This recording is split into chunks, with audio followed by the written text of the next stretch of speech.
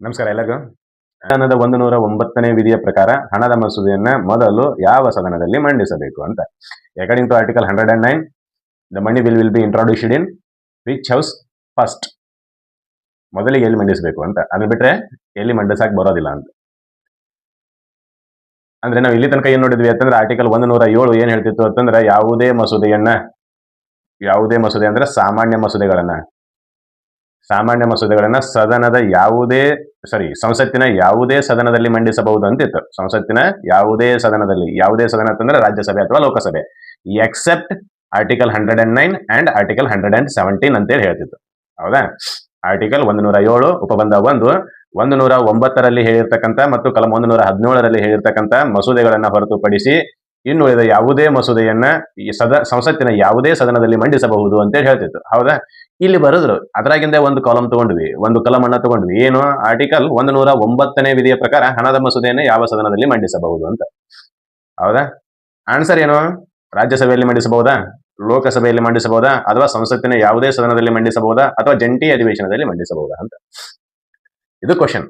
ಇದಕ್ಕೆಲ್ಲ ಆನ್ಸರ್ ಮಾಡೋದು ಈ ವಿಧಿಯನ್ನ ಅಭ್ಯಾಸ ಮಾಡಿದಾಗ ನಮಗೆ ಪೂರ್ಣವಾಗಿ ಗೊತ್ತಾಗುತ್ತೆ. ಆರ್ಟಿಕಲ್ 109ನ್ನ ನಾವು ಸಂಪೂರ್ಣವಾಗಿ ಅಭ್ಯಾಸ ಮಾಡಿದ್ವಿ ಅಂತಂದ್ರೆ ಮಾತ್ರ ನಮಗ ಹಣದ ಮಸೂದೆಯನ್ನ ರಾಜ್ಯಸಭೆಯಲ್ಲಿ ಮಂಡಿಸಬೇಕು, ಲೋಕಸಭೆಯಲ್ಲಿ ಮಂಡಿಸಬೇಕು, ಸಂಸತ್ತಿನ ರಾಜ್ಯಸಭೆ ಅಥವಾ ಲೋಕಸಭೆ ಯಾವುದೇ ಸದನದಲ್ಲಿ ಮಂಡಿಸಬಹುದು ಅಥವಾ ಜಂಟಿ ಅಧಿವೇಶನದಲ್ಲಿ ಮಂಡಿಸಬಹುದು ಅನ್ನೋ ಇಂತಹ 106 ಕ್ವಶನ್ಗಳಿಗೆ ಆನ್ಸರ್ ಸಿಗ್ತೈತಿ.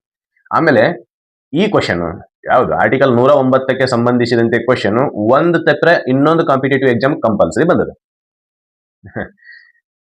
ಒಂದು ತಪ್ಪರೆ ಇನ್ನೊಂದು ಕಾಂಪಿಟೇಟಿವ್ ಎಕ್ಸಾಮ್ಗೆ ಬಂದದ. ನೀವು ಕ್ವಶನ್ ಪೇಪರ್ ಅನ್ನ ಅನಲೈಸ್ ಮಾಡ್ತಿದ್ರಿ ಅಂತಂದ್ರೆ ಅಥವಾ ಕ್ವಶನ್ ಪೇಪರ್ ವಿಶ್ಲೇಷಣೆಯನ್ನ ಏನಾದ್ರೂ ನೀವು ಮಾಡ್ತಿದ್ರಿ ಅಂತಂದ್ರೆ ನಿಮ್ಗೆ ಗೊತ್ತಾಗ್ತೈತಿ ಈ ಟಾಪಿಕ್ ಗೆ ಎಷ್ಟು ವರ್ತ್ ಐತಿ ಅಂತ, ಈ ಟಾಪಿಕ್ ಎಷ್ಟು ಬೆಲೆ ಬಾಳ್ತೈತಿ ಅಂತ. ಒಂದು ಅಥವಾ ಎರಡು question compulsory.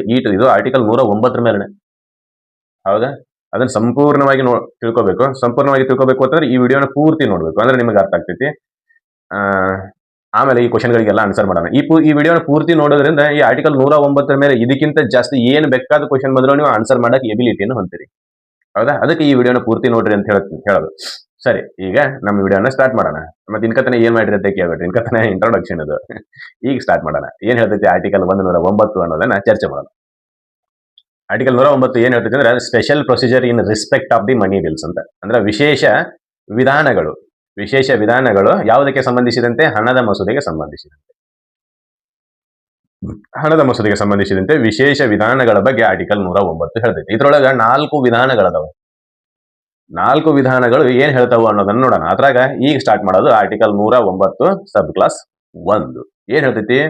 A money bill shall not be introduced in council of state.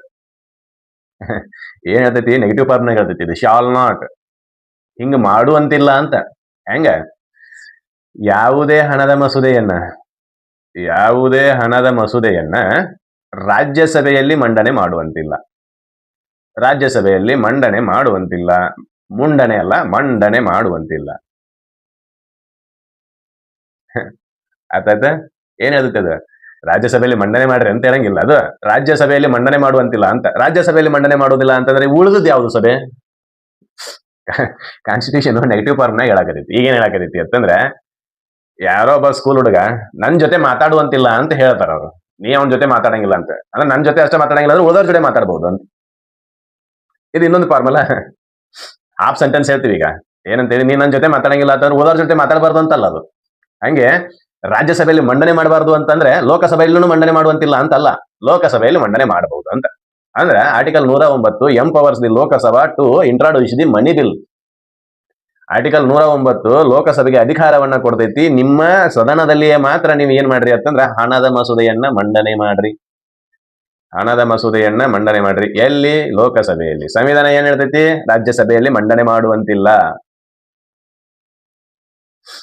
ನೀ ಆ ಹುಡುಗಿನ ಲವ್ ಮಾಡುವಂತಿಲ್ಲ ಅಂತಂದ್ರೆ ಆ ಹುಡುಗಿನ ಬಿಟ್ಟು ಬೇರೆ ಹುಡುಗಿನ ಲವ್ ಮಾಡುವಂತಿಲ್ಲ ಅಂತಲ್ಲ. ಬೇರೆ ಹುಡುಗಿನ ಮಾಡು, ಆದ್ರೆ ಆ ಹುಡುಗಿನ ಮಾಡುವಂತಿಲ್ಲ. This is N prayer condition. Concept ಹೇಳ್ತಾರ ಅವ್ರು ಏನಂತೇಳಿ, ಲೋಕಸಭೆಯಲ್ಲಿ ಮಂಡನೆ ಮಾಡಂಗಿಲ್ಲ ಅಂತ. ಲೋಕಸಭೆಯಲ್ಲಿ ಮಂಡನೆ ಮಾಡಂಗಿಲ್ಲ ಅಂತಂದ್ರೆ ಸಂಸತ್ತಿನ ಯಾವುದೇ ಸದನದಲ್ಲಿ ಮಂಡನೆ ಮಾಡುವಂತಿಲ್ಲ ಅಂತ ಅಲ್ಲ. ಅದು ಲೋಕಸಭೆಯಲ್ಲಿ ಮಂಡನೆ ಮಾಡೋದಿಲ್ಲ, ರಾಜ್ಯಸಭೆಯಲ್ಲಿ ಮಂಡನೆ ಮಾಡೋದಿಲ್ಲ ಅಂತಂದ್ರೆ ಲೋಕಸಭೆಯಲ್ಲಿ ಮಂಡನೆ ಮಾಡಬಹುದು ಅಂತ. ಹೌದಾ? ಅದಕ್ಕೆ ನೆಗೆಟಿವ್ ಫಾರ್ಮ್ನಾಗ ಬರೀತಾರೆ. ಇದನ್ನೇ ಆರ್ಟಿಕಲ್ 107 ಕೂಡ ಸ್ಪಷ್ಟಪಡಿಸ್ತೈತಿ. ಸಂವಿಧಾನದ ಕಲಂ 109 ಅಡಿಯಲ್ಲಿ ಹಣದ ಮಸೂದೆಯನ್ನು ನೀವೇನಾದ್ರೂ ಮಂಡನೆ ಮಾಡಾಕತ್ತಿದ್ರಿ ಅಂತಂದ್ರೆ ಅದನ್ನ ಲೋಕಸಭೆಯಲ್ಲಿ ಮಾತ್ರ ಮಂಡನೆ ಮಾಡ್ರಿ ಅಂತ. ಅಲ್ಲಿ ಏನ್ ಹೇಳ್ತಾರೆ ಅಂತಂದ್ರೆ 109 ಅಂಡರ್ ಆರ್ಟಿಕಲ್ 109 ಅಡಿಯಲ್ಲಿ ನೀವು ಏನಾದ್ರೂ ಮಸೂದೆಯನ್ನ ಮಂಡನೆ ಮಾಡಕತ್ತಿದ್ರಿ ಅಂತಂದ್ರೆ ರಾಜ್ಯಸಭೆಯನ್ನ ಅಲ್ಲಿಂದ ಹೊರಗಿಡ್ರಿ ಅಂತ. ರಾಜ್ಯಸಭೆಯಲ್ಲಿ ಮತ್ತೆ ಯಾವ ಮಸೂದೆ 109 ಅಡಿಯಲ್ಲಿ ಇರೋದಿಲ್ವೋ ಮತ್ತು 117 ಅಡಿಯಲ್ಲಿ ಇರೋದಿಲ್ವೋ ಆರ್ಟಿಕಲ್ 107 ಹೇಳ್ತೈತಿ. ಯಾವ ಮಸೂದೆ ಕಲಂ 109 ಮತ್ತು ಕಲಂ 117 ಅಡಿಯಲ್ಲಿ ಇರುವುದಿಲ್ಲವೋ ಆ ಮಸೂದೆಗಳನ್ನ ಸಂಸತ್ತಿನ ಯಾವುದೇ ಸದನದಲ್ಲಿಯೂ ಮಂಡನೆ ಮಾಡಬಹುದು. ಅವು ಸಾಮಾನ್ಯ ಮಸೂದೆಗಳಾಗಿರ್ತವೆ. ಈಗ ಆರ್ಟಿಕಲ್ 109 ಏನ್ ಮಾತಾಡಕತ್ತೈತಿ ಅಂತ ಹಣದ ಮಸೂದೆ ಬಗ್ಗೆ ಮಾತಾಡಕತ್ತೈತಿ. ಅದಕ್ಕೆ ಬರೀತಾರೆ ಹಣದ ಮಸೂದೆಯನ್ನು ನೀವು ರಾಜ್ಯಸಭೆಯಲ್ಲಿ ಮಂಡನೆ ಮಾಡಂಗಿಲ್ಲ. You cannot introduce the money bill in Rajya Sabha state of council ನಲ್ಲಿ ಮಂಡನೆ ಮಾಡುವಂತಿಲ್ಲ ಅಂತ. ಇದು ನಿಮಗೆ ಅರ್ಥ ಆಯ್ತು ಅಂತ ಅನ್ಕೊಂತೀನಿ. ಇದು ಸಂವಿಧಾನದ ಕಲಂ 109 ಉಪಬಂಧ 1 ಹೇಳ್ತೈತಿ. ಏನಂತೇಳಿ, ಸಂಸತ್ತಿನ ರಾಜ್ಯಸಭೆಯಲ್ಲಿ ನೀವು ಹಣದ ಮಸೂದೆಯನ್ನು ಮಂಡನೆ ಮಾಡುವಂತಿಲ್ಲ. ಕೇಳ್ತಾರೆ question, what is the say of the constitution regards to the money bill ಅಂತೇಳಿ. ಅವಾಗ ಅವ್ರು ಬರೀತಾರೆ ಲೋಕಸಭೆಯಲ್ಲಿ ಮಂಡನೆ ಮಾಡಬೇಕು ಅಂತ ಸಂವಿಧಾನದಾಗ ಬರ್ದಾರೆ ಅಂತ ಕೇಳಿದ್ರೆ ಇಲ್ಲ. ಆದ್ರೆ ಏನ್ ಬರ್ತಾರೆ, ರಾಜ್ಯಸಭೆಯಲ್ಲಿ ಮಂಡನೆ ಮಾಡುವಂತಿಲ್ಲ ಅಂತ ಬರ್ತಾರೆ. ನಮ್ಮಲ್ಲಿ ಸದನಗಳು ಎಷ್ಟಿದಾವೆ? 2 ಇದಾವೆ. ರಾಜ್ಯಸಭೆಯಲ್ಲಿ ಮಂಡನೆ ಮಾಡೋದಿಲ್ಲ ಅಂತಂದ್ರೆ ಎಲ್ಲಿ ಮಂಡನೆ ಮಾಡ್ಬೇಕು? ಅದನ್ನ ಲೋಕಸಭೆಯಲ್ಲಿ ಮಂಡನೆ ಮಾಡಬೇಕು. ಈಗ ಕ್ವಶನ್ ನೋಡೋಣ, ಆ ಕ್ವಶನ್ಗೆ ಆನ್ಸರ್ ಬರ್ತೈತಿ. ಈಗ ನೋಡು, ಸಂವಿಧಾನದ 109ನೇ ವಿಧಿಯ ಪ್ರಕಾರ ಹಣದ ಮಸೂದೆಯನ್ನು ಮೊದಲು ಯಾವ ಸದನದಲ್ಲಿ ಮಂಡಿಸಬೇಕು? ರಾಜ್ಯಸಭೆಯಲ್ಲಿ ಮಾತ್ರ. ಕ್ಲಿಯರ್ ಆಗಿ ಹೇಳ್ತೈತೆ ಆರ್ಟಿಕಲ್ 109 ಉಪಬಂಧ 1 ರಾಜ್ಯಸಭೆಯಲ್ಲಿ ಮಂಡನೆ ಮಾಡಂಗಿಲ್ಲ ಅಂತ. ಅಂದ್ರೆ ಇದು ಸ್ಟೇಟ್ಮೆಂಟ್ ತಪ್ಪು ಅಂತ. ಇನ್ನು ರಾಜ್ಯಸಭೆಯಲ್ಲಿ ಮಂಡನೆ ಮಾಡೋದಿಲ್ಲ ಅಂತಂದ್ರೆ ಎಲ್ಲಿ ಮಂಡನೆ ಮಾಡಬೇಕು? Lok Sabha. This is answer is right. ಇನ್ನು ಸಂಸತ್ತಿನ ಯಾವುದೇ ಸದನದಲ್ಲಿ ಮಂಡನೆ ಮಾಡುವ ಮಸೂದೆಗಳು ಯಾವಪ್ಪ ಅಂತಂದ್ರೆ ಸಾಮಾನ್ಯ ಮಸೂದೆಗಳು ಮತ್ತು ಸಂವಿಧಾನದ ತಿದ್ದುಪಡಿ ಮಸೂದೆಗಳು ಸಂಸತ್ತಿನ ಯಾವುದೇ ಸದನದಲ್ಲಿ ಮಂಡನೆ ಮಾಡಬಹುದು. ಜಂಟಿ ಅಧಿವೇಶನದ ಕ್ವಶನ್ ಬರಂಗಿಲ್ಲ. ಜಂಟಿ ಅಧಿವೇಶನ ಎಲ್ಲಿ ಬಗ್ಗೆ ಯಾವಾಗ ಕರೀತಾರೋ ಅಂತಂದ್ರೆ ಯಾವುದೇ ಒಂದು ಸಾಮಾನ್ಯ ಮಸೂದೆಯ ಬಗ್ಗೆ 2 ಸದನಗಳಲ್ಲಿ ಬಿಕ್ಕಟ್ಟು ಉದ್ಭವವಾದಾಗ ಕರೀತಾರೆ. ಮೊದಲು ಮಂಡನೆ ಮಾಡಿರ್ಬೇಕು. ಅದನ್ನ ಮಂಡನೆ ಮಾಡೋದರ ಸಲುವಾಗಿನೇ ಜಂಟಿ ಅಧಿವೇಶನ ಕರೀತಾರೋ ಅಂತಂದ್ರೆ ಇಲ್ಲ. This is answer is also wrong. ಏನು, ಹಣದ ಮಸೂದೆಯನ್ನ ಮೊದಲು ಲೋಕಸಭೆಯಲ್ಲಿ ಮಂಡನೆ ಮಾಡ್ತಾರೆ. ಈ ಕ್ವಶನ್ಗೆ ಆನ್ಸರ್ ಸಿಕ್ತು ಅಂತ, ಹೌದಿಲ್ಲ? ಇನ್ನು ಮುಂದೆ ನೋಡೋಣ. ಈಗ ಮಂಡನೆ ಮಾಡುವ ಕೆಲಸ ಮುಗಿತು. ಏನು, ನಾವು ಲೋಕಸಭೆಯಲ್ಲಿ ಮಂಡನೆ ಮಾಡಿದ್ವಿ. ರಾಜ್ಯಸಭೆಯನ್ನು ಒಂದನ್ನು ಬಿಟ್ಟು ಲೋಕಸಭೆಯಲ್ಲಿ ಮಂಡನೆ ಮಾಡಿದ್ವಿ. ಇನ್ನು ಲೋಕಸಭೆಯಿಂದ ಮಂಡನೆ ಆಗಿರ್ತಕ್ಕಂಥ ಬಿಲ್ಲು ಲೋಕಸಭೆಯಲ್ಲಿ ಪಾಸ್ ಆಗಿ ರಾಜ್ಯಸಭೆಗೆ ಬರಲೇಬೇಕು. ಯಾವುದೇ ಮಸೂದೆ ಕಾನೂನು ಆಗಬೇಕು ಅಂತಂದ್ರೆ ಅದು 2 ಸದನಗಳಿಂದ ಪಾಸ್ ಆಗಬೇಕು ಅಂತೇಳಿ ನಾವು ಹಿಂದಿನ ವಿಡಿಯೋದಲ್ಲಿ ನೋಡಿವಿ. ಹಂಗ ಈ ಹಣದ ಮಸೂದೆಯು ಕೂಡ ಕಾನೂನು ಆಗಬೇಕಾಗಿತ್ತು ಅಂತಂದ್ರೆ ಇದು ಕೂಡ ರಾಜ್ಯಸಭೆಯಲ್ಲಿ ಪಾಸ್ ಆಗಬೇಕು. ಹಂಗಾದ್ರೆ ಇದರಲ್ಲಿ ರಾಜ್ಯಸಭೆ ಪಾತ್ರ ಏನೈತಿ ಅಂತೇಳಿ ನೋಡೋಣ. ಇಲ್ಲಿ ಏನ್ ಹೇಳ್ತಾರೆ ನೋಡೋಣ. ಆರ್ಟಿಕಲ್ 109 ಉಪಬಂಧ 2 ಏನ್ ಹೇಳ್ತೈತಿ ನೋಡೋಣ.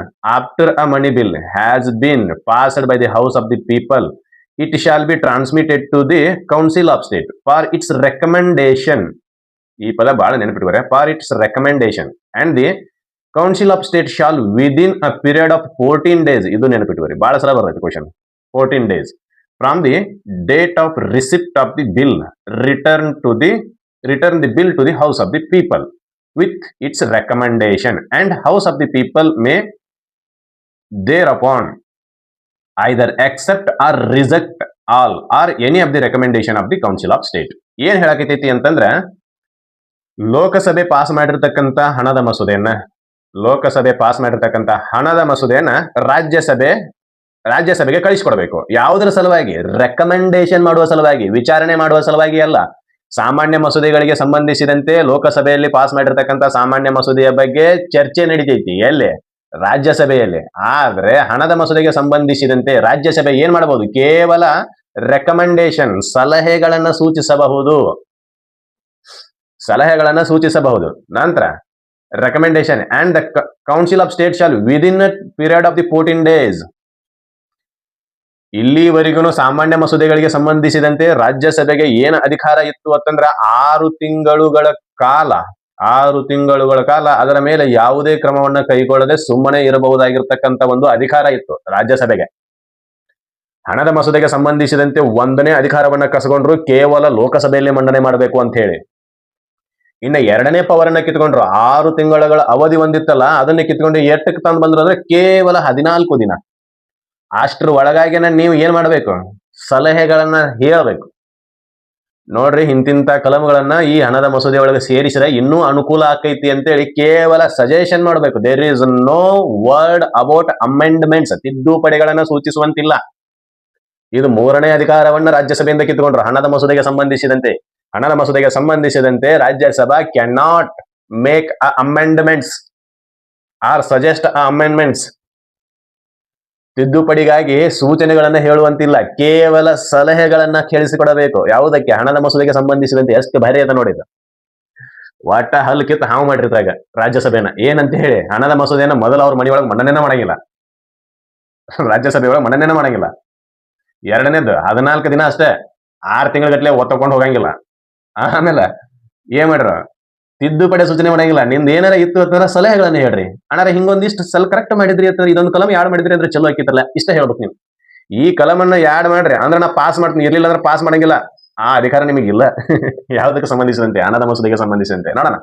From the date of the receipt of the bill return to the house of the people with its recommendation. ನಿನ್ನ ಸಲಹೆಗಳೊಂದಿಗೆ ಕೇವಲ 14 ದಿನಗಳ ಒಳಗಾಗಿ ಅದನ್ನು ತಿರುಗಿ ನೀನು ಲೋಕಸಭೆಗೆ ಕಳಿಸ್ಬೇಕು. ಅವಾಗ ಲೋಕಸಭೆ ಏನ್ ಮಾಡ್ತೈತಿ? House of the people may there upon.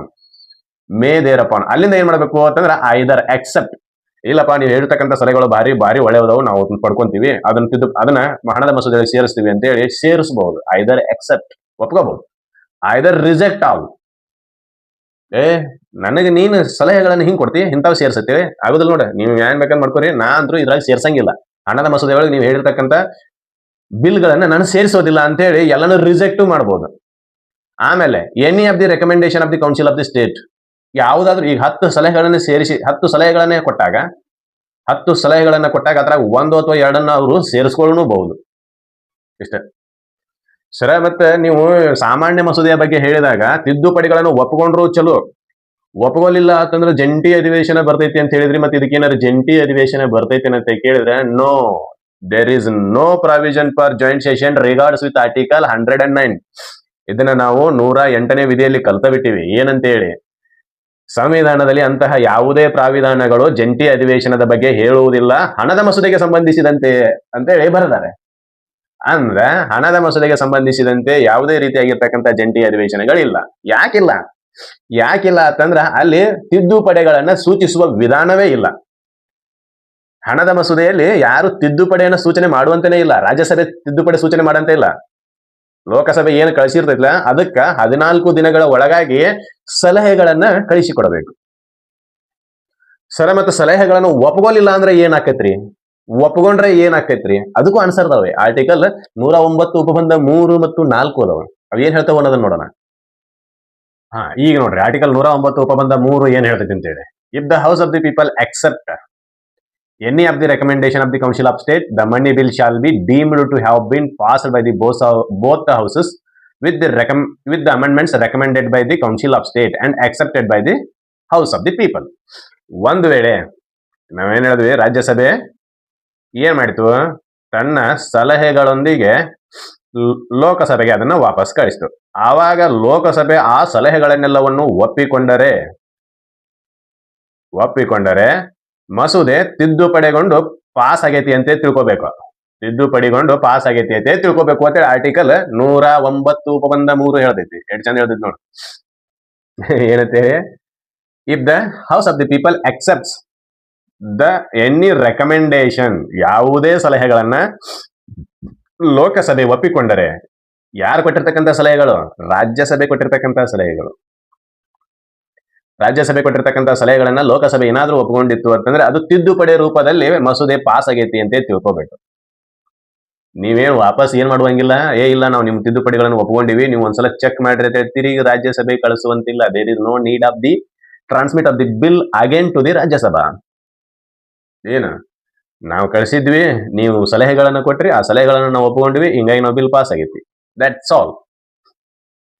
ಅದು ಹಿರಿಯರು ಹೇಳ್ತಿರ್ತಾರಲ್ಲ, ಅವಗೊಂದ್ ಮಾತು ಹೇಳು ಅಂತೇಳಿ, ಹಂಗ ನಿಮ್ಗೊಂದ್ ಮಾತು ಹೇಳಾಕತ್ತೀವಿ ಅಂತ. ಲೋಕಸಭೆದ ರಾಜ್ಯಸಭೆದವ್ರಿಗೆ ಹೇಳ್ತಾರೆ, ನಿಮ್ಗೊಂದ್ ಮಾತು ಹೇಳಾಕತ್ತೀವಿ ಅಂತ, ನನ್ನದು ಮಸೂದೆ ಪಾಸ್ ಆಗೈತಿ ಅಂತ ಹೇಳಿ ಅಷ್ಟೇ ಇದು. ಇದ್ರಾಗ ರಾಜ್ಯಸಭೆದವ್ರದ್ದು ಏನೂ ಇಲ್ಲ, ಒಟ್ಟ ಅವ್ರದ್ದು ಎಲ್ಲ ರಂಪ ಏನು ಕಸರ ಉಳಿಸಿದ್ರಾಗ ತೆಗೆದು ಹೋಗ್ಬಿಟ್ಟಾರೆ. ಹಣದ ಮಸೂದೆಗೆ ಸಂಬಂಧಿಸಿದಂತೆ ಏನೇನು ಇಲ್ಲ. ಈಕ್ವಲ್ ಫೂಟಿಂಗ್ಸ್ ಇಲ್ಲೇ ಇಲ್ಲ. ಹಣದ ಮಸೂದೆಗೆ ಸಂಬಂಧಿಸಿದಂತೆ ಸಮಾನತೆ ಅನ್ನೋದು ರಾಜ್ಯಸಭೆ ಮತ್ತು ಲೋಕಸಭೆಗಳ ಮಧ್ಯೆ ಇಲ್ಲೇ ಇಲ್ಲ. ರಾಜ್ಯಸಭೆಗೆ ಬಹಳ ಅಧಿಕಾರ ಐತಿ, ಲೋಕಸಭೆಗೆ ಕಮ್ಮಿ ಅಧಿಕಾರ ಐತಿ, ಇಲ್ಲ. ಈ ಹಣದ ಮಸೂದೆಗೆ ಸಂಬಂಧಿಸಿದಂತೆ ಬಾಪ್ ತಂದೆ ಯಾರು ಅಂತ ಕೇಳಿದ್ರೆ, ಬಾದ್ಶಾ ಯಾರು ಅಂತ ಕೇಳಿದ್ರೆ ಲೋಕಸಭೆ ನೆನಪಲ್ಲಿಟ್ರಿ. ರಾಜ್ಯಸಭೆಗೆ ಒಟ್ಟ ಏನು ಕೊಟ್ಟೇ ಇಲ್ಲ. ಎಲ್ಲ ಕಿಲಿಕೈ ಇವ್ರ ಕೈಯಾಗನೇ ಐತಿ. ಇರ್ಲಿ. 4ನೇದು ಏನ್ ಹೇಳ್ತೈತಿ ನೋಡೋಣ. If the house of the people does not accept any of the recommendation of the council of the state, the money bill shall be deemed to have been passed by the both houses in form of in which It was passed by the House of the People without any amendments recommended by the state of the council of the state, whatever it may be. ಒಂದು ವೇಳೆ ರಾಜ್ಯಸಭೆ ಮಾಡಿರ್ತಕ್ಕಂಥ recommendation ಅನ್ನ ಲೋಕಸಭೆ ಒಪ್ಪಿಕೊಂಡಿತ್ತು ಅಂತಂದ್ರೆ ಅದು ತಿದ್ದುಪಡಿಯೊಂದಿಗೆ ಮಸೂದೆ pass ಆಗೈತೆ ಅಂತ ತಿಳ್ಕೋಬೇಕು ಅಂತೇಳಿ ಆರ್ಟಿಕಲ್ 109 ಉಪಬಂಧ ಹೇಳ್ತು. ಹೌದಾ? ಇನ್ನು ಆರ್ಟಿಕಲ್ 109 ಉಪಬಂಧ 4 ಏನ್ ಹೇಳ್ತೈತಿ ಅಂತಂದ್ರೆ ಒಪ್ಪುಗಳಿಲ್ಲ ಅಂತಂದ್ರೆ ಏನ್ ಕತಿ? ಇಷ್ಟೇ. ಏನು ಲೋಕಸಭೆ ಬಿಲ್ ಪಾಸ್ ಮಾಡಿತು, ರಾಜ್ಯಸಭೆ ರೆಕಮೆಂಡೇಶನ್ ಅನ್ನ ಮಾಡಿತು, ಆ ರೆಕಮೆಂಡೇಶನ್ ಅನ್ನ ಲೋಕಸಭೆ ಒಪ್ಪುಗಳಿಲ್ಲ. ಆವಾಗ ಬಿಲ್ಲು ಬಿದ್ದು ಹೋಗೋದಿಲ್ಲ ಅದು. ಆವಾಗ ಬಿಲ್ಲು ಮೂಲ ಮಸೂದೆ ಏನಿತ್ತು ನೋಡಿ ಹಂಗ ಪಾಸ್ ಆಗೈತೆ ಅಂತ ತಿಳ್ಕೋಬೇಕು ಅಂತೇಳಿ ಆರ್ಟಿಕಲ್ 109 ಉಪಬಂಧ 4 ಹೇಳ್ತು. ಅಂದ್ರೆ ವಾಟ ಸೈಡ್ ಲೈನ್ಸ್ ರಾಜ್ಯಸಭೆ ನೀ ಏನ್ ಬೇಕಾದ ಹೇಳಿ ನಮ್ಗೆ ಕೊಡಮಿಲ್ಲ. ಏನು ಸಂವಿಧಾನವೇ ಬರೆದ್ಬಿಟ್ಟದ ಏನಂತ ಹೇಳಿ, ಒಂದು ವೇಳೆ ರಾಜ್ಯಸಭೆ ನೀಡಿರ್ತಕ್ಕಂಥ ಸಲಹೆಗಳನ್ನು ಲೋಕಸಭೆ ಒಪ್ಪಿಕೊಂಡರೆ ಅದು ತಿದ್ದುಪಡಿಯೊಂದಿಗೆ ಪಾಸ್ ಆಗೈತೆ ಅಂತ ತಿಳ್ಕೋಬೇಕ. ಡಿಮಿಡತೆ ಬರೀತಾರೆ, ನೀ ತಿಳ್ಕೊಳ್ಬೇಕ. ನನಗೇನು ಇನ್ಫಾರ್ಮ್ ಮಾಡಿಲ್ರಿ, ಅದು ಪಾಸ್ ಆಗೈತೆ ನಮ್ಗೆ ಹೆಂಗ್ ಗೊತ್ತಾಗ್ಬೇಕ್ರಿ ಅಂತ ಕೇಳಿದ್ರೆ ಅದೇನೇನು ಇಲ್ಲಪ್ಪ, ನೀ ಏನ್ ಕೊಟ್ಟಿಲ್ಲ ಅದನ್ನ ಒಪ್ಕೊಂಡಿದ್ವಿ ಅಂತಂದ್ರೆ ಒಪ್ಕೊಂಡಂಗೆ ಪಾಸ್ ಆಗೈತೆ ತಿಳ್ಕೊಬೇಕ. ಒಪ್ಕೊಂಡಿರ್ಲಿಲ್ಲ ಅಂತಂದ್ರೆ ನಾವೇನು ಮೊದಲು ಕಳಿಸಿದ್ದಿಲ್ಲ ಆದ ಮಸೂದೆನ ಪಾಸ್ ಆಗೈತೆ ತಿಳ್ಕೊಬೇಕ. ಅಷ್ಟ, ಬೇರೆ ಏನೇನು ಇಲ್ಲ, ನಿಮಗೆ ಆಪ್ಷನ್ ಇಲ್ಲ. You have a no role. ರಾಜ್ಯಸಭೆದವ್ರಿಗೆ ಹೇಳ್ತಾರೆ, ನಿಮ್ಮ ಅಭಿನಯ ಈ ಸದ್ಯಕ್ಕನ ಇಲ್ರಿ ಸಾಹೇಬ್ರ, ಈ ಹಣದ ಮಸೂದೆಗೆ ಸಂಬಂಧಿಸಿದಂತೆ ಕೇವಲ ನಮ್ಮ ಪಾತ್ರಗಳು ಮಾತ್ರ ಅದಾವ ಇಲ್ಲಿ ಅಂತ ಲೋಕಸಭೆದವ್ರು ಹೇಳ್ತಾರೆ. ಏನ್ರಿ ನೀವೇನ ರೆಕಮೆಂಡೇಶನ್ ಕಳಿಸಿದ್ರಿ, ಸಲಹೆಗಳನ್ನ ಕಳಿಸಿದ್ರಿ, ಅದನ್ನ ನಾವು ಒಪ್ಕೊಳಕ ತಯಾರಿಲ್ರಿ. ಯಾಕಂದ್ರೆ ನಿಮ್ಮ ಸಲಹೆಗಳು ಯದ್ವಾ ತದ್ವಾ ಅದಾವ, ಅದಕ್ಕೆ ನಾವು ಅದು ಒಪ್ಕೊಳಂಗಿಲ್ರಿ ಅಂತಂದ್ರ ಅವಾಗ ಮೂಲ ರೂಪದಲ್ಲಿ ಮಸೂದೆ ಪಾಸ್ ಆಗ್ತೈತಿ. ಮೂಲ ರೂಪದಲ್ಲಿ, ಯಾವ ರೂಪದಲ್ಲಿ ಮೊದಲು ಲೋಕಸಭೆಯಲ್ಲಿ ಮಂಡನೆ ಆಗಿತ್ತು ಅದೇ ರೂಪದಲ್ಲಿ ಏನು ಮಸೂದೆ ಪಾಸ್ ಆಗೈತಿ ಅಂತೇಳಿ ತಿಳ್ಕೊಬೇಕು ಅಷ್ಟೇ. ಮತ್ ಮುಂದೆ ಏನ್ರಿ ಸರ್ಕತಿ? ಪಾಸ್ ಆದ ನಂತರ ಏನಾಕತಿ? ರಾಷ್ಟ್ರಪತಿಗಳಿಗೆ ಕಳಿಸ್ತಾರೆ. ಅವಾಗ ಅಲ್ಲಿ ಏನತೆ ಮಾಡ್ಬೇಕು? ರಾಷ್ಟ್ರಪತಿಗಳಿಗೆ ಏನ್ ಕಣಿಸ್ ಬಿದ್ದಿರ್ತೈತಿ ಇದು ಹಣದ ಮಸೂದೆ, ಇದು ಸಾಮಾನ್ಯ ಮಸೂದೆ ಅಂತೇಳಿ. ಅದಕ್ಕೆ ಅವ್ರು ಏನ್ ಹೇಳ್ತಾರೋ ಆರ್ಟಿಕಲ್ 109 ಉಪಬಂಧ 5 ಇನ್ನೊಂದು ಪ್ರಾವಿಷನ್ ಬರೀತಾರೆ. ಅದೇನೈತಿ ಅಂತೇಳಿ ಡಿಸ್ಕಷನ್ ಮಾಡೋಣ. ಇಲ್ಲಿ ಇನ್ನೊಂದು ವಿಶೇಷವಾದದ್ದು ಐತಿ. ಏನಂತಂದ್ರೆ ಅಲ್ಲಿ ಏನಾಯ್ತು, ರೆಕಮೆಂಡೇಶನ್ ಸಲಹೆಗಳನ್ನ ಸೂಚನೆ ಮಾಡಿದ್ರು, ಅದನ್ನ ಒಪ್ಪಿಕೊಂಡ್ರು, ಅದು ಮಸೂದೆ ಪಾಸ್ ಆಯ್ತು. ಇದೇ ಸಲಹೆಗಳನ್ನ ಲೋಕಸಭೆದವ್ರು ರಿಜೆಕ್ಟ್ ಮಾಡಿದ್ರು, ಅವಾಗ್ಲೂ ಮಸೂದೆ ಪಾಸ್ ಆಯ್ತು. ಸರ್ ಅವರು ಬಿಲ್ ವಾಪಸ್ ಕಳಿಸ್ಲಿಲ್ಲ ಅಂತಂದ್ರೆ ಏನ್ರಿ ಅಂತ ಕೇಳ್ಬೋದು. 14 ದಿನಗಳ ಸೂಚಿತ ಅವಧಿ ಒಳಗೆ ಬಿಲ್ ವಾಪಸ್ ಕಳಿಸ್ಲಿಲ್ಲ ಅಂತಂದ್ರೆ ಏನ್ರಿ ಅಂತ. ಏನು, ಲೋಕಸಭೆಯಿಂದ ಹಣದ ಮಸೂದೆ ಪಾಸ್ ಆಗಿ ರಾಜ್ಯಸಭೆಗೆ ಬಂತು. ರಾಜ್ಯಸಭೆದವರು 14 ದಿನದವರೆಗೂ ಮಸೂದೆಯನ್ನ ನಮಗೆ ಕಳಿಸ್ಲಿಲ್ಲ ಅಂತಂದ್ರೆ, ಮಸೂದೆಯನ್ನ ಕಳಿಸ್ಲಿಲ್ಲ ಅಂತಂದ್ರೆ ಯಾರಿಗೆ? ಲೋಕಸಭೆಗೆ ಕಳಿಸ್ಲಿಲ್ಲ ಅಂತಂದ್ರೆ ಹೆಂಗ್ ಕಳಿಸ್ಬೇಕು? ಸಲಹೆಯೊಂದಿಗೆ ಅಥವಾ ವಿದೌಟ್ ಸಲಹೆಯೊಂದಿಗೆ ಕಳಿಸ್ಬೇಕಾಗಿತ್ತು. ಅವ್ರು ಕಳಿಸ್ಲಿಲ್ಲ ಅಂತಂದ್ರೆ ಏನ್ ಮುಂದೆ ಹಾದಿ ಹಂಗ್ರಿ ಸರ್ ಅಂತ ಕೇಳ್ಬಹುದು. ಬಿಲ್ ಬಿದ್ದು ಹೋಗ್ತೇನ್ರಿ ಅಂತೇಳಿ ಅವಾಗ ಬರೀತಾರೆ. ಅದಕ್ಕೆ ಹಾದಿ ಮಾಡಿಕೊಡ್ತೈತಿ ಆರ್ಟಿಕಲ್ 109 ಉಪಬಂಧ 5 ಅದಕ್ಕೆ ಹಾದಿ ಮಾಡಿಕೊಡ್ತೈತಿ. ಏನಂತೇಳಿ ನೋಡೋಣ. If money bill passed by the house of the people, ಒಂದು ವೇಳೆ ಮನಿ ಬಿಲ್ಲು, ಯಾವ ಮನಿ ಅಂತಂದ್ರೆ ಹಣದ ಬಿಲ್ಲು, ಹಣದ ಮಸೂದೆ. ಮನಿ ಬಿಲ್ ಅನ್ನಂತೆ ಕರೆಂಟ್ ಬಿಲ್ಲು, ನೀರಿನ ಬಿಲ್ಲು, ವಾಟರ್ ಬಿಲ್ ಅನ್ಕೊತ ಹೋಗ್ಬೇಡ್ರಿ. ಮನಿ ಬಿಲ್ ಅಂತಂದ್ರೆ ಹಣದ ಮಸೂದೆ. ಅದಕ್ಕೆ ಸಂಬಂಧಿಸಿದಂತೆ ಲೋಕಸಭೆ ಮಸೂದೆಯನ್ನ ಪಾಸ್ ಮಾಡಿತ್ತು. ಅದನ್ನ transmitted to the council of the state for its recommendation is not returned to the house of the people within said period of the 14 days. ಏನು ಲೋಕಸಭೆದವರು ಮಸೂದೆಯನ್ನ ಪಾಸ್ ಮಾಡಿ, ಹಣದ ಮಸೂದೆಯನ್ನ ಪಾಸ್ ಮಾಡಿ ರಾಜ್ಯಸಭೆದವರ ಸಲಹೆಗಾಗಿ ಕಳಿಸಿಕೊಟ್ಟಿರ್ತಾರೆ. ಕಳಿಸಿಕೊಟ್ಟಾದ ನಂತರ 14 ದಿನಗಳ ಒಳಗಾಗಿ ಆರ್ಟಿಕಲ್ 109 ಉಪಬಂಧ 2 ಹೇಳ್ತೈತಿ. ಏನಂತೇಳಿ, with recommendation or without recommendation the council of the state shall return the money bill to the people of the house within a time frame of 14 days. 14 ದಿನದ ಒಳಗಾಗಿ ನೀನು ಸಲಹೆಗಳೊಂದಿಗೆ ಆದರೂ ಇರಬೇಕು, ಸಲಹೆಗಳು ಇಲ್ಲದೆ ಆದರೂ ಇರಬೇಕು. ಆ ಮಸೂದೆಯನ್ನ ವಾಪಸ್ ನೀನು ಲೋಕಸಭೆಗೆ ಕಳಿಸಲೇಬೇಕು 14 ದಿನಗಳ ಒಳಗಾಗಿ ಅಂತೇಳಿ ಆರ್ಟಿಕಲ್ 109 ಉಪಬಂಧ 2 ಹೇಳ್ತೈತಿ. ಹೌದಾ? ವಿದಿನ್ ಅ ಟೈಮ್ ಪೀರಿಯಡ್ ಒಳಗೆ ಕಳಿಸ್ಲಿಲ್ಲ ಅಂತಂದ್ರೆ ಇಟ್ ಶಾಲ್ ಬಿ ಡೀಮ್ಡ್. ನಾವು ಹಿಂಗ ನಂಬ್ಕೊಂಡ್ಬಿಡ್ತೀವಿ, ಏನಂತೇಳಿ ನಂಬ್ತೀವಿ? It shall be deemed to have been passed by the both the houses the expiration of the said period in the form in which it passed by the house of the people. ನಾವು ಏನ್ ತಿಳ್ಕೊಂತೀವಿ ಅಂತಂದ್ರೆ, ಸಂವಿಧಾನ ಏನ್ ಹೇಳ್ತೈತಿ 109 ಉಪಬಂಧ 5 ಏನ್ ಹೇಳ್ತೈತಿ ಅಂದ್ರೆ, ಹಣದ ಮಸೂದೆಯನ್ನ ಲೋಕಸಭೆ pass ಮಾಡಿ ರಾಜ್ಯಸಭೆಗೆ ಕಳಿಸಿದಾಗ ರಾಜ್ಯಸಭೆಯು 14 ದಿನಗಳ ಒಳಗಾಗಿ ಸಲಹೆಗಳೊಂದಿಗೆ ಅಥವಾ ಸಲಹೆಗಳಿಲ್ಲದೆ ಲೋಕಸಭೆಗೆ ಕಳಿಸಿದಾಗ ಏನಾಕತಿ ಅಂತಂದ್ರೆ ಮೂಲ ರೂಪದಲ್ಲಿಯೇ ಸಂವಿಧಾನವು ಮೂಲ ರೂಪದಲ್ಲಿಯೇ ಈ ಮಸೂದೆಯು ಒಪ್ಪಿತವಾಗಿದೆ ಅಂತ ತಿಳ್ಕೊಂತೀವಿ ಅಂತೇಳಿ, ಮೂಲ ರೂಪದಲ್ಲಿಯೇ ಈ ಮಸೂದೆಯು ಪಾಸ್ ಆಗೈತಿ 2 ಸದನಗಳಿಂದ ಅಂತ ತಿಳ್ಕೊಂತೀವಿ ಅಂತ ಹೇಳ್ತೈತಿ. ಯಾವ್ದು? ಆರ್ಟಿಕಲ್ 109 ಉಪಬಂಧ 5. ಇಲ್ಲಿ ರಾಜ್ಯಸಭೆದ ಏನೇನು ಕರಾಮತ್ ಫರ್ಕ ಬೀಳೋದಿಲ್ಲ ಅಂತ. ಆರ್ಟಿಕಲ್ 109 ಉಪಬಂಧ 3 ಏನ್ ಹೇಳ್ತೈತಿ ಅಂತಂದ್ರೆ, ನಿನ್ನ ರೆಕಮೆಂಡೇಶನ್ ಅನ್ನ ನಾವು ಒಪ್ಕೋಬಹುದು, ಬಿಡಬಹುದು. ರೆಕಮೆಂಡೇಶನ್ ಅನ್ನ ಒಪ್ಕೊಂಡಿವಿ ಅಂತಂದ್ರೆ ಒಪ್ಪಿತ ರೂಪದಲ್ಲಿ, ತಿದ್ದುಪಡಿ ರೂಪದಲ್ಲಿ ನಾವು ಮಸೂದೆ ಪಾಸ್ ಆಗೈತಿ ಅಂತೇಳಿ ತಿಳ್ಕೊಬೇಕು. ಆರ್ಟಿಕಲ್ 109 ಉಪಬಂಧ 4 ಅದನ್ನ ಆಲ್ ಟುಗೆದರ್ ರಿಜೆಕ್ಟ್ ಮಾಡಿದ್ರು ಅಂತಂದ್ರೆ ಮೂಲ ರೂಪದಲ್ಲಿ ಮಸೂದೆ ಪಾಸ್ ಆಗೈತಿ ಅಂತ ತಿಳ್ಕೊಬೇಕು. ಇನ್ನು 14 ದಿನಗಳ ನಂತರನೂ ನಿಮ್ ಕಡೆ ನಮಗೆ ಏನೋ ಆನ್ಸರ್ ಬರ್ಲಿಲ್ಲ ಅಂತಂದ್ರೆ ಅವಾಗ ನಾವೇನ್ ತಿಳ್ಕೊತೀವಿ ಅಂತಂದ್ರೆ ಸಂವಿಧಾನ ಹೇಳ್ತೈತಿ ಏನಂತೇಳಿ, ಹಣದ ಮಸೂದೆ ಮೂಲ ರೂಪದಲ್ಲಿ ಪಾಸ್ ಆಗೈತಿ ಅಂತೇಳಿ ತಿಳ್ಕೊಬೇಕು ಅಂತ. ಎಲ್ಲಿ ಇದೊಂಥರ ಹೈವೇ ಮೇಲೆ ಹೊಡೆದಂಗ ಗಾಡಿ, ಎಲ್ಲಿ ರೋಡ್ ಬ್ರೇಕ್ ಗಳ ಇಲ್ಲಿ ಹಣದ ಮಸೂದೆಗೆ. ಒಟ್ಟ ಒಂದ್ ಪ್ರಾಬ್ಲಮ್ ಇಟ್ಟಾರ ಏನಪ್ಪಾ ಅಂತಂದ್ರೆ 14 ದಿನ ಅದನ್ನೊಂದು ಬಿಟ್ರೆ ಮತ್ತೇನೇನು ರೋಡ್ ಬ್ರೇಕ್ ಇಲ್ಲಿ ಹಣದ ಮಸೂದೆಗೆ ಎಲ್ಲಿನು. ಹೌದಾ, ಇದು ಗೊತ್ತಿರಬೇಕು. ಫಸ್ಟ್ನೇದೇನು, ಹಣದ ಮಸೂದೆಯನ್ನ ಫಸ್ಟ್ ರಾಜ್ಯಸಭೆಯಲ್ಲಿ ಮಂಡನೆ ಮಾಡುವಂತಿಲ್ಲ. ಇದು ಸಂವಿಧಾನದಲ್ಲಿ ಬರೆದಿರ್ತಕ್ಕಂಥ ವ್ಯಾಖ್ಯಾನ. ನಾವೇನ್ ಮಾಡ್ತೀವಿ ಅಂತಂದ್ರೆ ಹಣದ ಮಸೂದೆನ ರಾಜ್ಯಸಭೆಯಲ್ಲಿ ಮಂಡಿಸುವಂತಿಲ್ಲ ಅಂತ ಬರ್ದಾರ. ಹಂಗಾಗಿ ಎಲ್ಲಿ ಮಂಡನೆ ಮಾಡುವುದಿಲ್ಲ ಅಂತ ತಿಳ್ಕೊಬೇಡ್ರಿ. ಹಣದ ಮಸೂದೆನ ಲೋಕಸಭೆಯಲ್ಲಿ ಮಂಡನೆ ಮಾಡಬೇಕು. ರಾಜ್ಯಸಭೆಯನ್ನು ಹೊರತುಪಡಿಸಿದ್ರೆ ಉಳಿದಿರೋದು ಯಾವುದು? ಎಡಗೈಲೆ ಬಲಗೈಲೆ ಊಟ ಮಾಡಬೇಡಪ್ಪ ತಂದಾರತ್ತಂದ್ರೆ ಎಡಗೈಲೆ ಊಟ ಮಾಡ್ಬೇಕು ಅಷ್ಟೇ. ಹಿಂಗ್ ಎಡಗೈ ಯೂಸ ಮಾಡ್ಬೇಡತ್ತೆ ಇಲ್ಲಿ ಹೇಳ್ಯಾರ, ನೀನು ಎರಡು ಕೈಗಳಿಂದ ಊಟ ಮಾಡಬೇಡತ್ತೆ ಇಲ್ಲಿ ಹೇಳ್ಯಾರ. ನಾಳೆ ದತ್ತ ಆಯ್ತಾ? ಸಂವಿಧಾನ ಏನ್ ಹೇಳ್ತಿದ್ರೆ ರಾಜ್ಯಸಭೆದೊಳಗೆ ಮಂಡನೆ ಮಾಡಬೇಡ್ರಿ ಅಂತ ಹೇಳ್ಯಾರ ಅಷ್ಟೇ. ರಾಜ್ಯಸಭೆ ಒಳಗೆ ಮಂಡನೆ ಮಾಡಬೇಡ್ರಿ ಅಂದ್ರೆ ಲೋಕಸಭೆ ಒಳಗೆ ಮಂಡನೆ ಮಾಡ್ರಿ ಅಷ್ಟೇ. ಅದನ್ನ ಬಿಟ್ಟಿರ್ಬೇಕು. ಸರ್ ರಾಜ್ಯಸಭೆ ಒಳಗೆ ಯಾಕೆ ಮಂಡನೆ ಮಾಡಬೇಡ್ರಿ ಅಂತಂದ್ರೆ ಲೋಕಸಭೆ ಒಳಗೆ ಯಾಕೆ ಮಂಡನೆ ಮಾಡ್ರಿ ಅಂದ. ಅದೊಂದು question. Why should not the money bill introduced in Rajya Sabha? ಯಾಕೆ ರಾಜ್ಯಸಭೆ ಒಳಗೆ ಮಂಡನೆ ಮಾಡುವಂತಿಲ್ಲ? ಕ್ವಶನ್ ಅರೈಸ್ ಆಕತ್ತಲ್ಲ, ಅದಕ್ಕೆ ಆನ್ಸರ್ ಕೊಡ್ತಾರೆ. ಏನು? ಹಣದ ಬಿಲ್ಲು ಜನರ ತೆರಿಗೆಗೆ ಸಂಬಂಧಿಸಿದಂಥದ್ದು. ಯಾವುದು? ಮನಿ bill is regards with the tax of the people. ಜನರ ತೆರಿಗೆಗೆ ಸಂಬಂಧಿಸಿರೋದು. ಹೌದಾ? ಹೀಗಾಗಿ ಜನರಿಂದ ನೇರವಾಗಿ ಆಯ್ಕೆಯಾಗಿರ್ತಕ್ಕಂಥ ಸದನ ಯಾವುದಪ್ಪ ಅಂತಂದ್ರೆ ಲೋಕಸಭೆ. ಅಲ್ಲಿರ್ತಕ್ಕಂಥವ್ರು ಯಾರು ಪರೋಕ್ಷ ಚುನಾವಣೆಯಿಂದ ಆಯ್ಕೆಯಾಗಿ ಬಂದವರಲ್ಲ, ಪ್ರತ್ಯಕ್ಷ ಚುನಾವಣೆಯಿಂದ ಆಯ್ಕೆಯಾಗಿ ಬಂದವರು. ಹೀಗಾಗಿ ಅವರು ಜನರ ಆಶೋತ್ತರಗಳನ್ನ ನೇರವಾಗಿ ಈಡೇರಿಸ್ತಿರ್ತಾರೆ. ಅದಕ್ಕೆ ಜನರ ಆಶೋತ್ತರಗಳನ್ನ ನೇರವಾಗಿ ಈಡೇರಿಸುವ ಬೇಕಾಗಿರೋದು ಯಾವುದು ಅಂತಂದ್ರೆ ದುಡ್ಡು, ಹಣ. ಅದಕ್ಕೆ ಹಣದ ಮಸೂದೆಗೆ ಸಂಬಂಧಿಸಿರ್ತಕ್ಕಂಥ ಅಧಿಕಾರಗಳನ್ನ ಎಲ್ಲವನ್ನೂ ಯಾರು ಕೈಯಾಗ ಕೊಟ್ಟರು ಅಂತಂದ್ರೆ ಲೋಕಸಭೆದವರು ಕೈಯಾಗ ಕೊಟ್ಟರು. ಯಾಕಂತಂದ್ರೆ ಜನರ ದುಡ್ಡು, ಜನರ ಆಶೋತ್ತರಗಳನ್ನು ಈಡೇರಿಸಲು ಜನರಿಂದ ನೇರವಾಗಿ ಆಯ್ಕೆಯಾಗಿರ್ತಕ್ಕಂಥ ಜನರ ಕೈಯಲ್ಲಿದ್ರೆ ಒಳ್ಳೆಯದು ಅಂತೇಳಿ ಕೊಟ್ರಷ್ಟೇ. ಇಷ್ಟ, ಮತ್ತೇನಿಲ್ಲ. ಅದ್ರಾಗ ನೀವೇನು ರಾಕೆಟ್ ಸೈನ್ಸ್ ಅಲ್ಲ ಏನಲ್ಲ, ನೇನ್ ತಿಳಿದ ಕೆಲ್ಸೊಳಕ್ ಹೋಗ್ಬೇಡ್ರಿ. ಆಮೇಲೆ ಇನ್ನೂ ಒಂದು ಕಾರಣ ಐತಿ. ಏನು? ಎಲ್ಲ ಕಾರ್ಯಾಂಗದ ಸದಸ್ಯರು ನೇರವಾಗಿ ಯಾರಿಗೆ ಜವಾಬ್ದಾರರಾಗಿರ್ತಾರೆ? ಕಾರ್ಯಾಂಗದ ಸದಸ್ಯರೆಲ್ಲರೂ ನೇರವಾಗಿ ಲೋಕಸಭೆಗೆ ಜವಾಬ್ದಾರರಾಗಿರ್ತಾರೆ. ಯಾಕೆ ಲೋಕಸಭೆಗೆ ಜವಾಬ್ದಾರಾಗಿರ್ತಾರೆ? ಲೋಕಸಭೆ ನೇರವಾಗಿ ಭಾರತೀಯ ಜನರನ್ನ ರಿಪ್ರೆಸೆಂಟ್ ಮಾಡ್ತಿರ್ತೀವಿ.